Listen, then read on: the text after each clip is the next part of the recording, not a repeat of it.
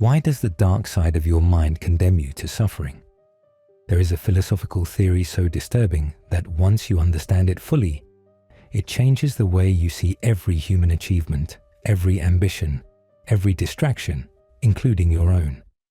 It is called the Existential Elk theory, and this video approaches it from its rawest angle to examine our origin. As you enter this territory, you discover that excessive intelligence is not a biological advantage. It is a destructive anomaly evolution imposed on us by accident. Human civilization works like a giant defense mechanism built to protect us from the full weight of consciousness. Religion, nationalism, career ambition, entertainment, social status, productivity, social media, and consumerism all operate as psychological barriers against death and meaninglessness. Human beings cannot tolerate reality continuously because we would collapse under the weight of our own lucidity. The brain spends enormous resources processing an excess of understanding that, instead of guaranteeing survival, sabotages emotional stability. Peter Wessel Zapffe, the Norwegian philosopher, identified 4 mechanisms we use to regulate this pain, beginning with isolation, the suppression of disturbing thoughts so we can function. Imagine trying to work in an office while being fully aware every second that you and everyone around you are moving inevitably towards death. If the mind did not block that raw fact, ordinary conversation with colleagues would become impossible. The second mechanism is anchoring, attaching yourself to belief systems, identities, and rigid structures that create fictional stability. Religion gives cosmic purpose, the nation creates tribal identity, and the career gives daily direction. Without anchors, the mind drifts towards existential chaos. You know this mechanism when someone questions a central belief, and you feel a discomfort that goes beyond intellectual disagreement, as if they were not attacking an idea, but the ground beneath your feet. Then we turn to distraction, the constant diversion that prevents us from facing existence directly. Work, entertainment, goals, social drama, infinite scrolling, and obsessive productivity. Modern civilization creates a relentless stream of stimulation because silence leaves room for existential awareness to rise. The mind that cannot stay present is not simply careless. Full presence exposes exactly what distraction was designed to conceal. You recognize this when you turn off your phone before sleep and, in the silence, a question appears that you would rather not face. Finally comes sublimation, the ability to transform suffering into art, philosophy, literature, or refined intellectual expression. The artist, philosopher, and writer look into darkness and turn it into something communicable. Yet for Zapffe, even this is a defense mechanism, the most sophisticated of all, because it disguises itself as transcendence. Its mask of beauty makes it dangerous. It convinces us that we are healing the wound when we are merely decorating it. When intellect makes us feel elevated, we lower our guard before horror and forget that we remain trapped in the same biological cage. The disturbing idea connecting all 4 mechanisms is that what we call normal behavior is a carefully maintained state of partial unconsciousness. Mental stability requires us to ignore selective portions of reality. The person who becomes too conscious risks paralysis, despair, or disconnection from ordinary life. Perhaps civilization itself is built on controlled delusion, an invisible pact of shared blindness.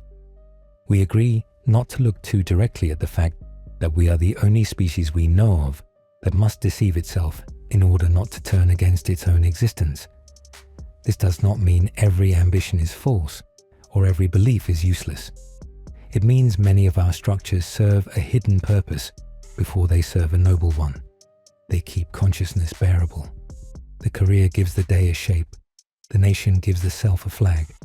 Entertainment gives the nervous system somewhere to run. Even spirituality can become another anchor if it protects us from meeting the abyss naked. Zapffel's cruelty is that he removes the comforting hierarchy between high and low distraction. The philosopher writing in the night and the person scrolling in bed may be performing the same operation at different levels. Both are negotiating with the terror of lucidity. And this is where the question turns personal. What part of your life is wisdom? And what part is only a beautiful shelter from the dark? That answer is the door into the shadow your mind keeps silently defending right now. Last week, you were walking home, surrounded by traffic noise and the rush of strangers, when the scene suddenly looked absurd. Thousands of people were repeating their routines with perfect seriousness, while the whole planet floated through empty space. You were participating normally, answering quick messages, calculating next month's expenses, and moving as if the social script was solid. Then, for one strange second, its fragility showed itself. You understood that everyday stability depends on a very deep voluntary blindness. Here begins Zapffel's most disturbing reversal. What society calls mental health is often successful adaptation to existential avoidance. The person who functions efficiently inside the system is frequently the one who has built an entire identity on that suppression, and therefore defends it more fiercely than anything else. From this angle, existential crises stop looking like pathology and start looking like possible encounters with raw reality. The thinker who cannot stop questioning is not defective. He suffers from excess lucidity in a world that survives by reducing it. Schopenhauer called it will, the blind, insatiable force pushing without rest towards no final destination. Zapffe called it biological condemnation. Both were pointing to the same territory. Civilization protects itself by promoting a collective psychological regression, lowering the level of consciousness required for daily life. Society rewards productivity over contemplation, speed over depth, stimulation over stillness. You know this when someone close says you think too much, as if your depth were the illness rather than the clue. We live under the tyranny of perpetual movement because stopping means looking at the abyss that social structures hide beneath urgency. This hypersensitivity separated us from nature and from the instinctive harmony animals still possess. We are trapped between animal instinct and abstract self-consciousness, belonging fully to neither side. The technological conquest of the planet rises from a deep existential panic, the feeling of being strangers inside our own home. We try to dominate the physical environment because its silence and vastness remind us of our fragility and of the absence of any obvious cosmic purpose. We build concrete megalopolises across continents with the secret hope of suffocating a hostile cosmos that ignores our prayers. But changing the geography of the Earth has never calmed the inner void of the abandoned individual. No great dam can stop time from moving, or prevent the certainty of death from seeping through the cracks of the night mind. Material domination is only a loud mask, hiding our total powerlessness before the laws of the universe. Zapffe did not romanticize suffering. He understood that illusion is necessary for stability. To see too much without protection is not heroic. It can be unbearable. Yet the fact that we need illusion does not make the illusion innocent. It shows how fragile human consciousness is and how much of ordinary life depends on not asking the final question too clearly. Understanding why the brain must protect itself is only half the problem. What remains is the deeper question. Why does consciousness exist in this exact form, aware enough to suffer, but not wise enough to rest?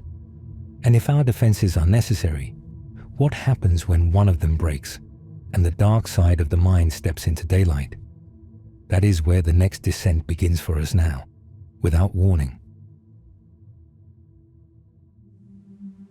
On a remote night, a hunter woke beneath the stars and realized he no longer saw the world in the same way. As he waited for prey by the waterhole, the wild impulse in his blood was replaced by a devastating understanding of the shared suffering of all living things. That night, he returned empty-handed, and the following days found him motionless, unable to wound another creature, consumed by pity until life slipped away from him in silence. This symbolic image opens The Last Messiah, the 1933 essay by Peter Wessel Zapffe, a work that argues human lucidity is a fatal trap. Its central thesis is that humanity should never have become conscious in such an acute way, because evolution moved blindly and produced a being that understands too much.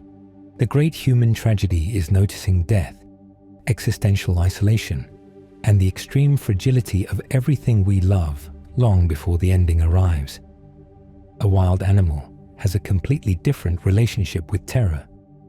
The gazelle running from a lion feels intense fear only while the threat is visible and near. Once the danger disappears, the animal returns to grazing peacefully without lying awake at midnight contemplating its own mortality. Human beings operate in reverse because we constantly simulate dark scenarios that do not yet exist. We imagine humiliation before it happens and anticipate the grief of a loss years before it comes. You may have lived this mental torture recently, rereading a message from your ex, recreating old arguments, and assigning yourself blame for mistakes already made. Our expanded mind burdens us with an extreme empathy that often becomes unbearable. We have this strange capacity to suffer intensely for strangers on the other side of the planet. A catastrophe thousands of miles away enters your ordinary attention and changes your emotional state in seconds, reminding you that billions of lives unfold at once between loss and fear. The same mind that can imagine a stranger's suffering as if it were its own is the mind that cannot stop analyzing a conversation hours after it ended. The mechanism that makes us profoundly human is also the one that condemns us to restlessness.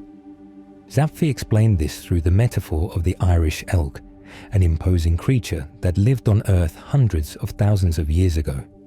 It stood almost 2 meters high and carried colossal antlers reaching more than 3 meters from end to end. For countless generations, nature rewarded that extravagance because larger antlers signaled strength and helped secure survival. Evolution kept pushing the growth without any sense of moderation, until the elk's main weapon became its ruin. Forests turned into impossible labyrinths, escape from predators became harder, and the weight on its head finally helped drive it towards extinction. Human consciousness followed the same catastrophic route as the elk's antlers. It stopped being a useful tool and became a double-edged blade with no handle, an instrument sharp enough to cut through the fabric of reality, but impossible to hold without bleeding. We can calculate futures, remember wounds, imagine the minds of others, and build meanings out of emptiness. Yet each gift arrives carrying its own punishment. The more the mind sees, the less easily it can rest inside ordinary life. This is why excessive consciousness can feel like a biological mistake. It gives you distance from instinct, but not enough wisdom to live free of fear. It shows the machinery of social life, then asks you to keep participating as if nothing has been revealed. The hunter could no longer kill because his vision had become wider than appetite. The deep mind cannot return to simplicity once it has seen the suffering beneath the surface. So the unsettling question remains: if self-awareness overwhelms us with terror, why did nature permit a trait that punishes its own bearer so severely? The answer to this biological riddle is hidden in the bonds that hold collective survival together. Neuroscientist Michael Graziano argues that consciousness first evolved as a social tool. By perceiving others as beings with thoughts, emotions, fears, and desires, human beings gained the unique capacity to form stable and highly cohesive groups. This primitive empathy laid the foundations for cooperation. But the conscious mind did something even more decisive. It gave us the ability to imagine things that had no physical existence in the immediate environment. While a chimpanzee recognizes only members of its nearby group, humans learn to create entire realities inside their heads and then share them with millions of others. Stories, myths, gods, nations, destiny, honor, and morality appeared. Tribes were no longer held together only by blood or biological survival. Their real glue became shared imagination. A small community can survive through instinct and familiarity, but massive civilizations require millions of people to believe firmly in the same invisible narrative. A flag becomes a sacred emblem. An ancient text becomes divine providence. An invisible border gains political meaning. Paper money becomes valuable. All this architecture exists only inside minds capable of accepting abstract fictions. The same mind that built cathedrals and empires is the mind that cannot find peace in a silent room. The imagination that made civilization possible is exactly the imagination that creates the suffering civilization, then tries to suppress. You may have recognized this invisible fabric recently while completing a legal form or using a banknote to pay for something ordinary. For 1 second, you sensed that the laws guiding your routine, the country beneath your feet, and the economic system organizing your days would lose their force if people stopped believing in them at the same time. That mental pact allowed us to dominate the planet, but Zapffe warned that this enormous evolutionary advantage carried a devastating price. Once consciousness became reflective enough to observe itself, humanity collided with a bleak truth. We are temporary creatures trapped in an indifferent universe that offers no obvious meaning. Everything we love will disappear. Every civilization is condemned to collapse. Every human achievement will eventually turn to dust. Consciousness gave us the lucidity to recognize this ending, but denied us the emotional capacity to reconcile ourselves with it. Zapffe becomes dark because he argues that human beings never face reality directly. We survive by sweeping it under the carpet. This resistance also explains why the mind is metabolically expensive. The brain consumes immense energy, and every leap in human progress involved unlocking new energy resources to feed it. From learning to cultivate the land to learning to cook, giving the intellect more power and more space to think. What is disturbing is that this expense, if it helped us unite, also refined a capacity capable of both extraordinary solidarity and systematic violence. The same imagination that lets you feel compassion for a stranger can convince entire nations to kill for a symbol. The same consciousness that builds hospitals can design weapons. Our gift is never pure. It is a force that binds, invents, protects, deceives, and destroys, depending on the story it chooses to believe. And this is the unease beneath modern life. We did not become conscious only to survive, but to invent reasons for surviving, while knowing every reason is fragile, borrowed, and constantly threatened by the silence it tries to cover alone. The same mind capable of deep empathy also possesses the terrifying ability to switch it off when circumstances demand it. Without this deliberate disconnection, organized war would have been psychologically impossible for our species. The shared imagination that united human beings to build cities and empires also invented the image of the absolute enemy. Tribalism works as a sophisticated diversion of lucidity, channeling compassion only towards the group we call our own. The men fighting at the front are not monsters incapable of love. They are ordinary people who can carry out systematic violence because their minds have raised psychological borders strong enough to prevent moral collapse. This fragmentation acts as a necessary shield for collective survival. The very mental tools that protect sanity from the pain of the world also make mass atrocity possible. You may have felt this cold mechanism recently, during a tense argument online or at a family dinner, when you caught yourself ignoring someone else's discomfort or humiliation, simply because they defended the political position opposed to yours. That small everyday anesthesia is the foundation of great historical disasters. Genocides and extermination camps were not carried out by strange creatures. They happened because ordinary human beings learned to see the rival as a biological object stripped of dignity. The paradox is absolute. The consciousness that evolved to weave social cohesion and mutual care is the same consciousness that allows us to dehumanize another person with surgical precision. Both behaviors belong to the same force applied in opposite directions.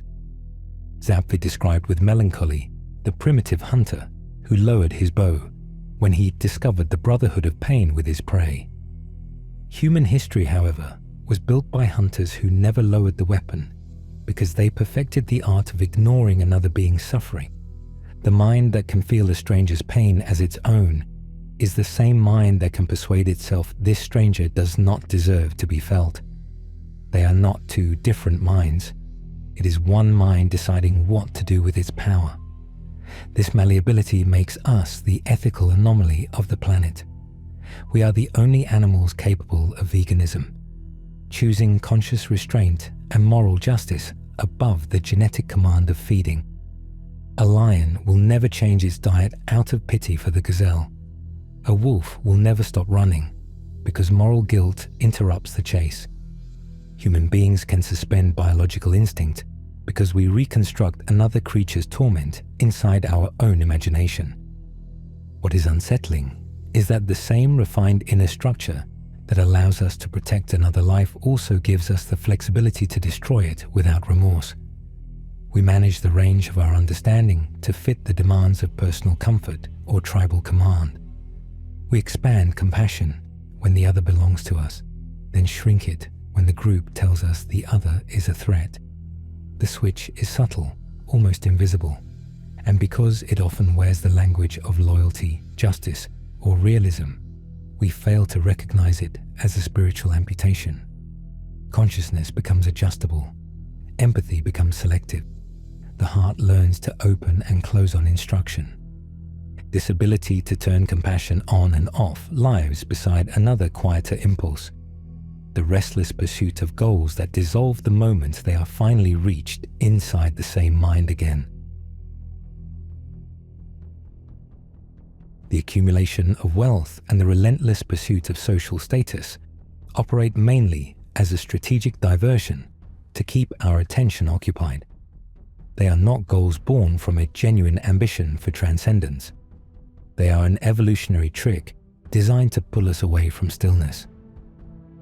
Zapffe understood this decades before modern psychology described hedonic adaptation. This phenomenon condemns human beings to return again and again to a baseline of dissatisfaction, no matter what they achieve. You get the promotion, and within weeks, the old apathy returns. You buy the house you dreamed of, and a few months later, the emptiness settles back into the rooms.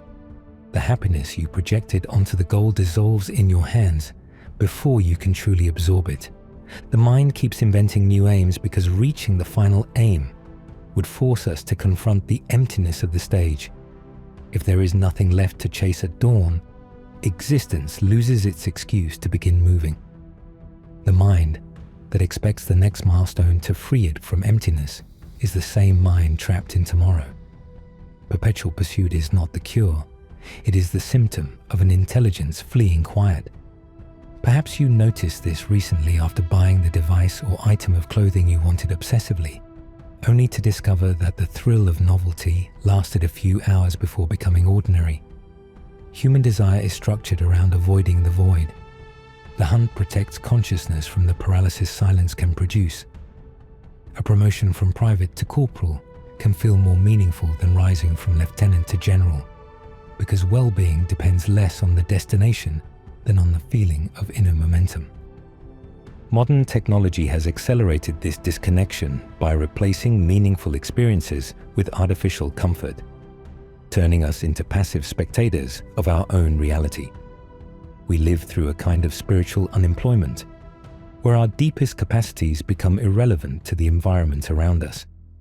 Spatial navigation becomes obsolete because screens guide our steps. Memory weakens because information lives on external servers. Physical craftsmanship fades under automated processes. The exploration of the world is reduced to a digital simulation controlled by corporations.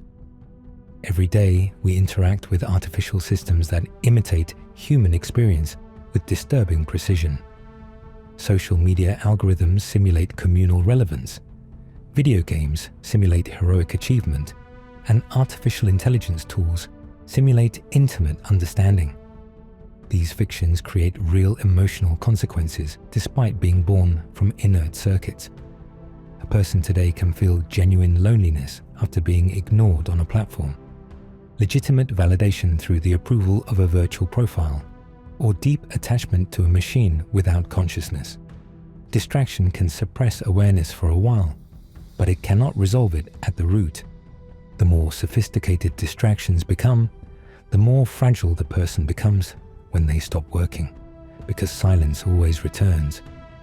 We slide across endless screens feeling a chronic emotional numbness, while collecting hundreds of digital connections that only deepen isolation. Behind this technological agitation beats a question about our nature that no material achievement has answered. If every prize fades, every feed empties, and every simulation eventually fails to protect us, what is the mind really trying not to feel? The dark side of consciousness is not only its despair, it is its talent for building glittering cages and calling them progress. And that is why reaching the next goal rarely feels like arrival. The chase was never about the object itself. It was about staying busy enough not to meet the silence behind desire, where the deepest discomfort waits without language, still asking why you are running from yourself again today. Most traditional philosophies and religions treat consciousness as sacred, describing human existence as the awakening of the universe or the highest fruit of evolution. Zapffe rejected that view. For him, self-awareness was not a crown, but a cosmic accident, a biological error of catastrophic proportions. Evolution moves blindly through random mutations without purpose or mercy, and humanity simply developed a form of consciousness able to register existential pain on a scale no organism can comfortably bear.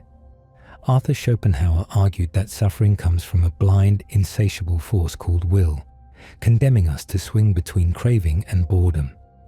Zapffe drew an even harsher distinction. For him, torment does not arise from what we desire.